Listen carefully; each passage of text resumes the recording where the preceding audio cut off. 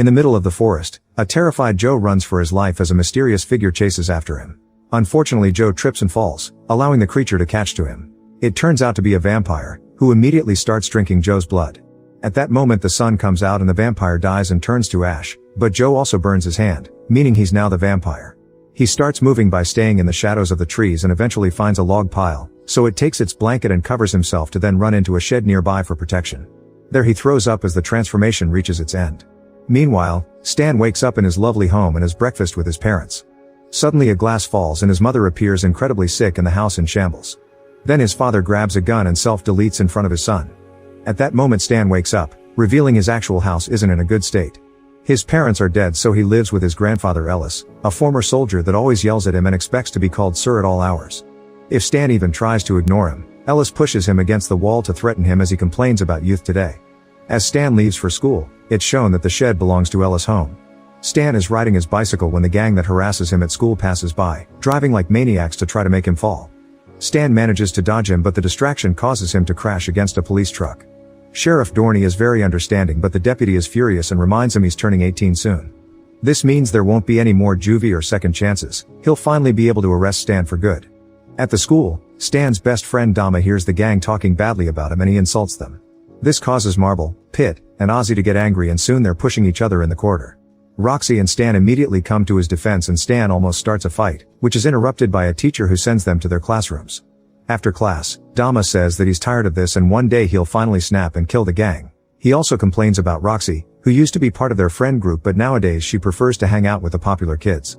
Yet Stan still can't let go of his crush.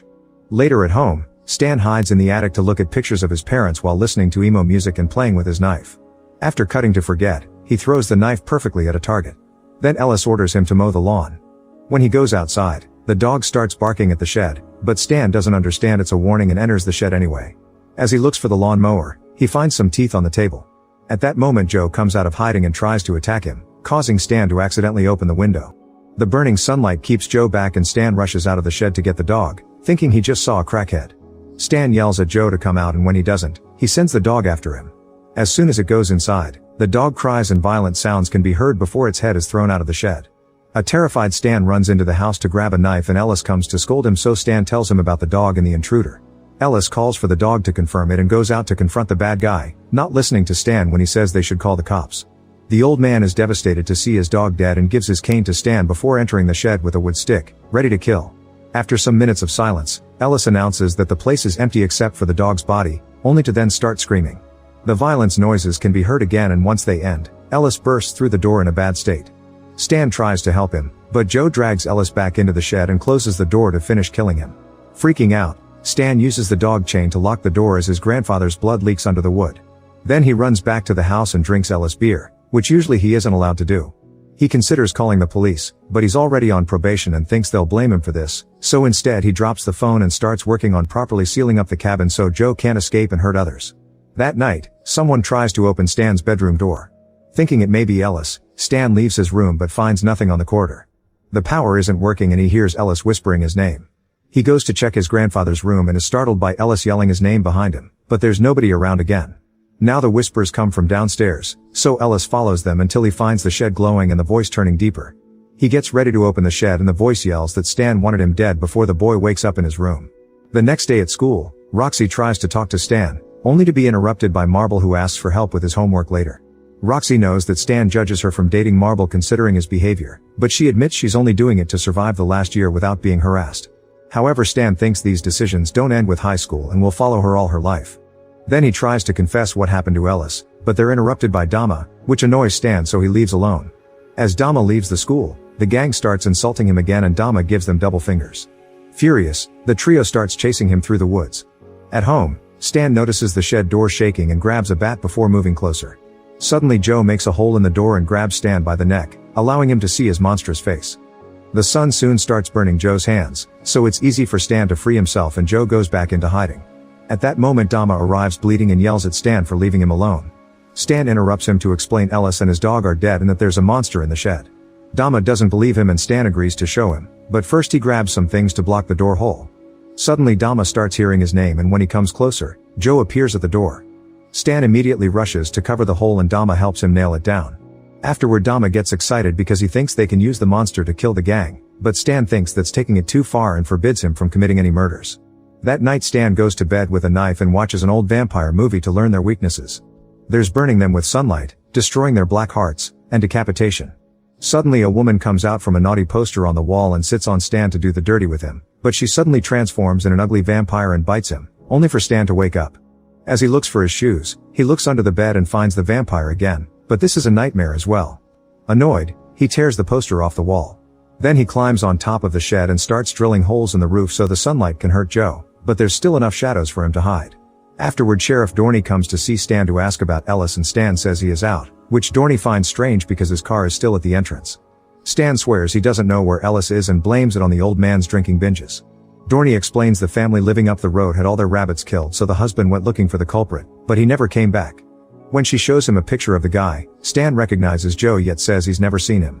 A suspicious Dorney insists on driving Stan to school, and while he gets ready, she sees Ellis Kane on the floor. At school, Roxy worries about Stan's wounds, but the moment is interrupted again by a nasty sexist comment from Marble. Stan comes to her defense and Marble tells him he can have Roxy, calling her sloppy seconds. Furious, Stan starts punching Marble and throws him on the floor to repeatedly hit him even harder. A teacher comes to pull him back and announces they're organizing a meeting with Ellis, but since they couldn't find him on the phone, they've sent Dorney to bring him over. Fearing for the sheriff's life, Stan runs out of the school to stop her, not noticing Marble trying to follow him. At Ellis' house, Dorney tries the doorbell but nobody answers. At that moment she hears a noise coming from the shed, so she goes to investigate. She's startled by something hitting the door rather hard, only to then hear Ellis' voice asking for help.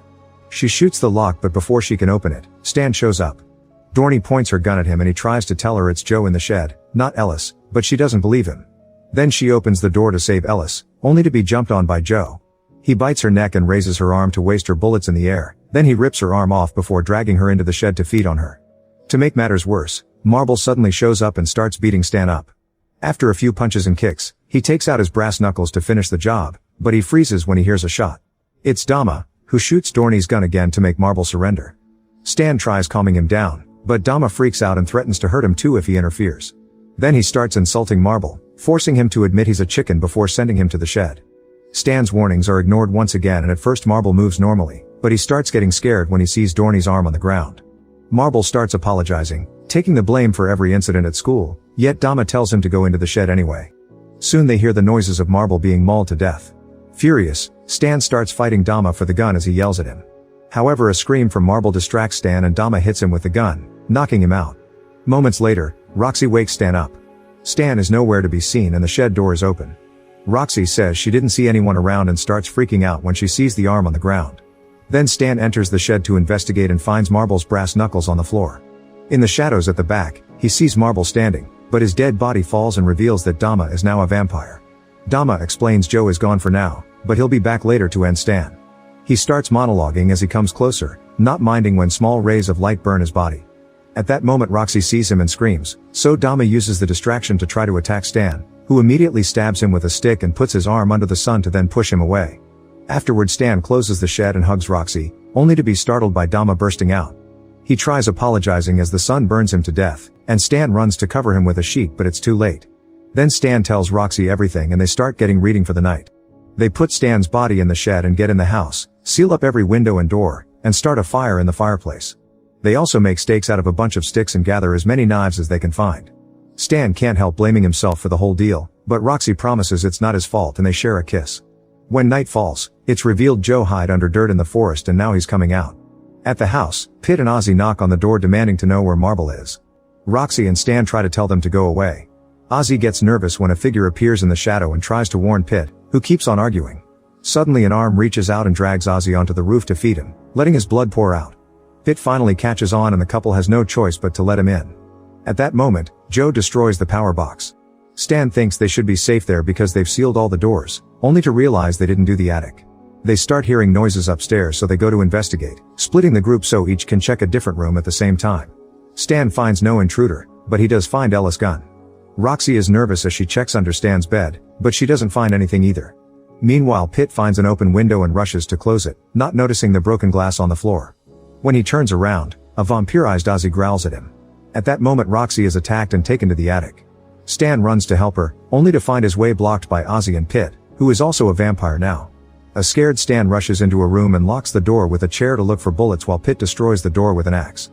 Once the gun is loaded, Stan puts it in Pitt's mouth and shoots both vampires at the same time.